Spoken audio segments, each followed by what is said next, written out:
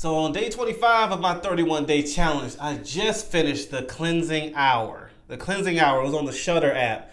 And bro, I did not expect it to be that good. I didn't know what to expect, to be real with you. I saw the overview and I was like, this looks interesting. The story is about these live streamers, this whole group that has this live stream that they do where they fake exorcism and they gain a lot of traction, a lot of money, all that other stuff. Attention, basically. They're very famous, this group of people, very famous for faking exorcism. And the next client they have after that flips everything upside down. And it's all because an actual demon, outside the fake ones they've been doing, wants to interfere with all this. The demon was like, you know what? You keep faking it and, fooling the viewers for higher view count of getting rid of us and all that in the name of God and all that stuff. Let me show you what it's really like. And it turns into this whole wild ride while being live, because that's another thing. The demon is using his popularity to gain more traction on exposing this guy and the group for being fake, but also the demon has his own agenda as well. So he gets to get two in one. He gets to expose the fake and get their agenda done. The demon gets to get his agenda done with a huge crowd. And he gives the the crew what they want, because in the show, they really want to be famous. They want to be bigger than they already are. They're already famous, but they want to be bigger than they already are. They want that viewership to hit sky high. And the demon does give it to them at a cost. And it becomes this whole wild ride. And it's entertaining as heck. First off, I said this before with other horror movies I reacted to, reviewed. Stop messing with things you do not understand. Literally, like the profit, the fame, whatever, is not worth it. I know these movies obviously exaggerate and all that stuff, but I'm someone that believes in God and demons and stuff like that. So, in some aspect, it's real. And, bro, the way they did it, I ain't gonna front. This had some Evil Dead influence to it. And what I mean by that is the way the demon is in here, just like in Evil Dead, the attitude of there is in this, where it's taunting you, is basically letting you know that you are trapped in here with me. And I'm going to not just kill you right away. I'm going to mess with you mentally. I'm going to expose you, stuff that you was hiding the secrets of for a long time. I'm going to show you what true darkness look like. I'm going to show you what it is to actually mess with a demon. And they do it well. Is it just as good as Evil Dead? I'm not saying that. If y'all know, I said it before, Evil Dead is like one of my favorite horror movies ever. The 2013 one. Evil Dead rises up there too.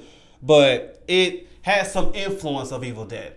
And some shocking factors. Goodness gracious. Like outside of the obvious stuff to what I said, there's some other things that I'm not going to expose. But it was shocking. I was like, wow.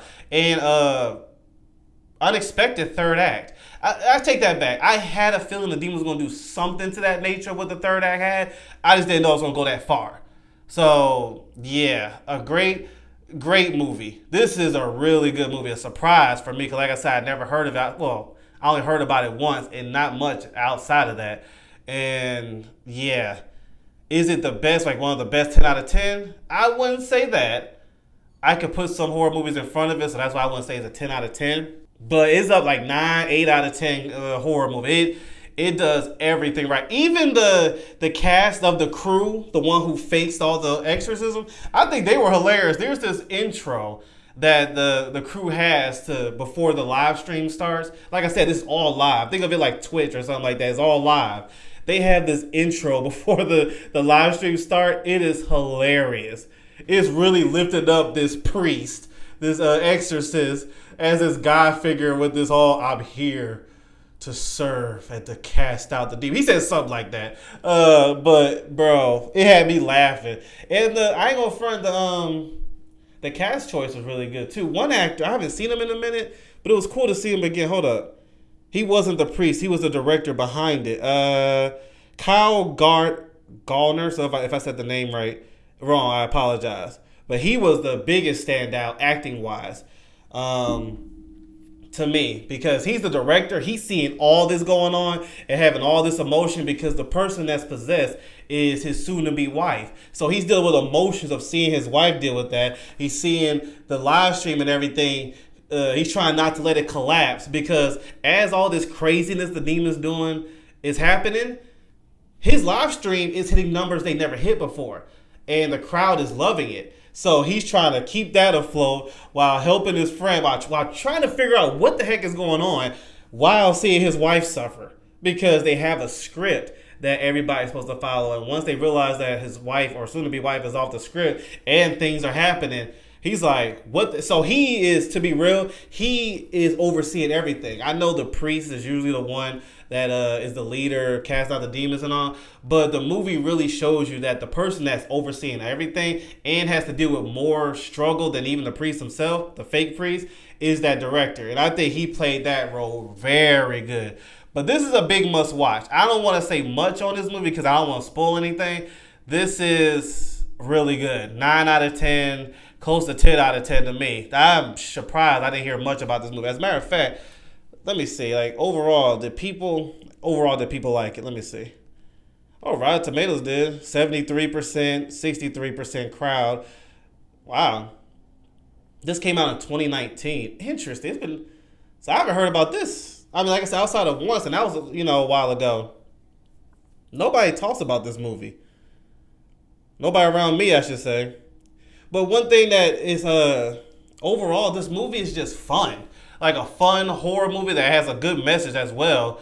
And it hits the notes right when it comes to the demon, the possession, the chaos that the demon's doing. And I love how this movie transitions from the scene to where, the whole possession's happening to the people that's actually watching, the people that's like this watching it. I like how they do that. They transition because this is all live. So as the chaos is happening on set, the people who are watching it are having their life and whatever is going on as they're watching the show. And then that third act shows why they showcase some of their lives. And like I said, it was a surprise, a little bit of a surprise ending there, which I was like, wow. But overall, this is, if you want a nice, fun horror movie, this is one. This is one of them. This is really good. Nah, I wouldn't want it to be a sequel. I wanted to let your imagination just decide what you think happened. That's how, some movies are good like that. Just because it's a surprise, like, wow, what the heck, and it's not a complete closeout of the story, doesn't mean that you have to see a sequel. Sometimes it's good just to have your imagination decide, like let you decide what happened, kind of like The Sopranos. I love that series. I remember at first I hated how it ended, but then I thought about it, said, no, I like how they made it to where you figure out what happened, and that's how this movie did. But anyway, yeah, really good. So a surprise. This was a big surprise. This came out 6 years ago. This is a good one. This is a gem. I'm gonna remember this. I want to watch. I can watch it again. But anyway, thank y'all so much for tuning in. See y'all at day 26.